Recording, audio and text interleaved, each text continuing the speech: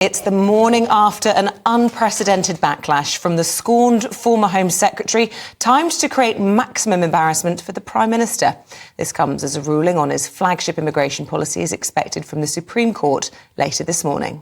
Well, in the attack, Suella Braverman claimed the Prime Minister had failed to deliver on every single policy and spoke of their mysterious deal before labelling him weak. Well, let's speak to Olivia Utley, who joins us from Westminster this morning. I can only imagine that they are reeling inside Downing Street, even though they put out a very curt and short response to this letter. What does this mean, though, for the Conservative Party? Because, once again, it's highly divisive, this. Highly divisive. I've never seen a resignation letter like it, almost 2 pages, where she launches a blistering attack on pretty much every element of Rishi Sunak's leadership. Now, it was said before Suella Braverman was sacked that there were about 40 or 50 Conservative MPs who were standing very staunchly behind her and who were going to sort of kick up a fuss, throw their toys out of the pram if she were to lose her job. In the few days between that letter coming out and her losing her job, those MPs have stayed mostly under the radar, and people were thinking that they might hold their counsel until after a general election, at which point they would throw their weight behind either Suella Braverman or someone like her on the right wing of the party. After this letter, it looks quite possible that they start kicking up a fuss now. We've already had one letter of no confidence in Rishi Sunak from Andrea Jenkin. Could it be that more follows? As you said in your introduction there, it is a terrible time for Rishi Sunak. Perhaps the most damning claim of all in that 2-page letter from Suella Braverman is this accusation that she makes that Rishi Sunak had no plan B for if the Rwanda Plan fails. Reading between the lines, it sounds as though Suella Braverman thinks that the Rwanda Plan will be ruled illegal in the courts, or at least important elements of it will be ruled illegal in the courts. And she says that she has been asking Rishi Sunak for months and months and months, what's going to happen if that happens? How are we going to stop the small boats? And he has fobbed her off, essentially. If that Rwanda Plan does indeed get ruled illegal today, then essentially the Tories are back to square one with their central commitment of stopping the boats. And I think at that point, we will start to see some real anger on the Tory backbenchers, because those backbenchers know that to win their seats at the next election, they need to keep their promise about the boats. Poll after poll shows that it is the most important issue for a lot of Brits. Let's take a look at your report, Olivia, because I know you've been looking into the issue of Rwanda deportations. June 2022, and all eyes were glued to live coverage of a plane sat on the runway at Boscombe Down military base in Wiltshire.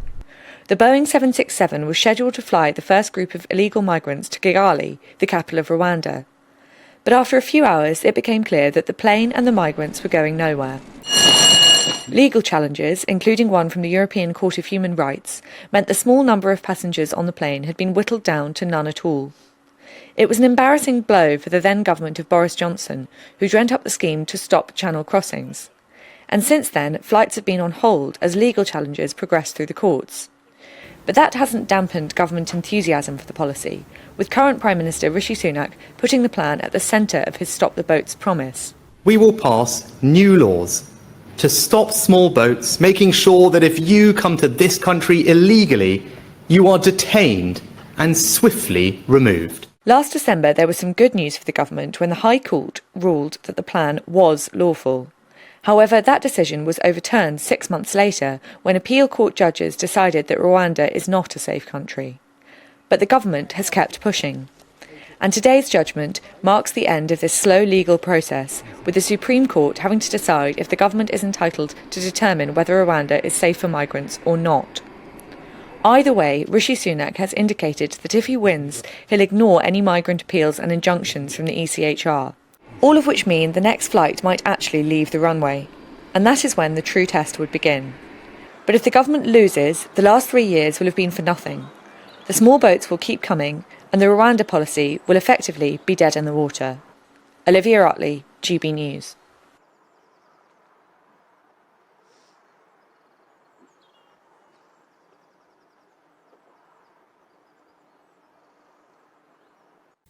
So I suppose the big question is, what is Plan B? I mean, Suella Braverman saying there is no Plan B. Is that true?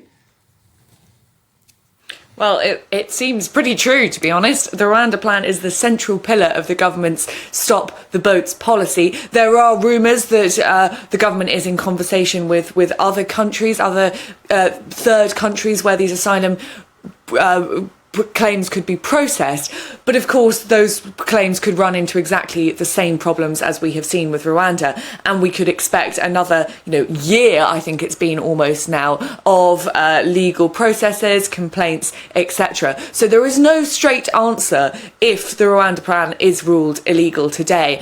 And I think that if the government does manage to win today, then that Suella Braverman letter will probably be forgotten about quite soon.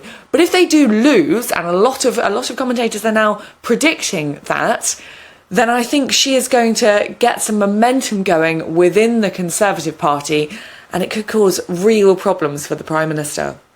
OK, Olivia, thank you.